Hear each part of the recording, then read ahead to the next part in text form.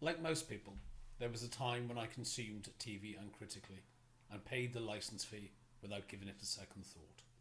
Happy to veg out on the sofa, surfing from channel to channel, hoping to find something original or interesting to watch.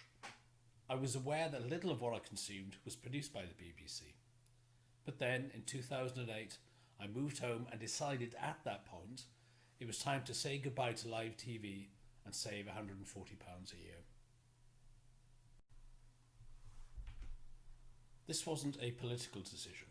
I'd simply had enough of the mind-numbing junk. I had no opinion on the political bias of the BBC. I didn't care.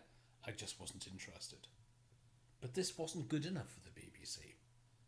First the letters, passive-aggressive in tone, implying obligations that I didn't have, threats of visits and investigations, and talk of court appearances.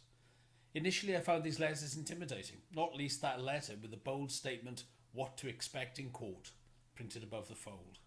The intention was obviously to create the impression that you were being prosecuted.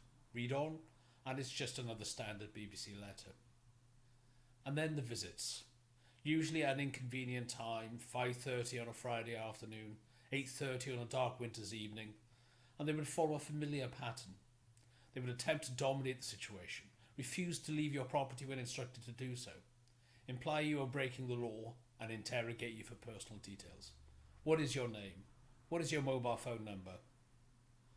I'm not easily bullied, which is exactly what this behaviour is. Bullying intent on causing distress.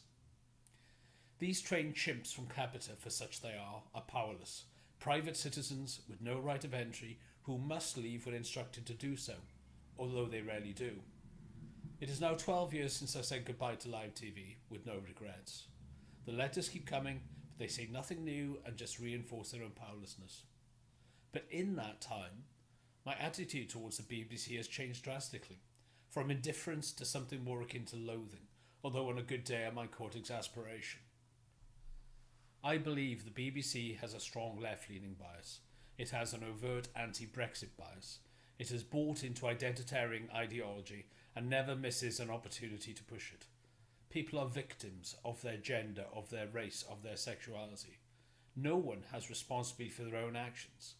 It clearly has contempt for the working classes and isn't ashamed to show it. I believe it creates racial division and harms race relations in the UK.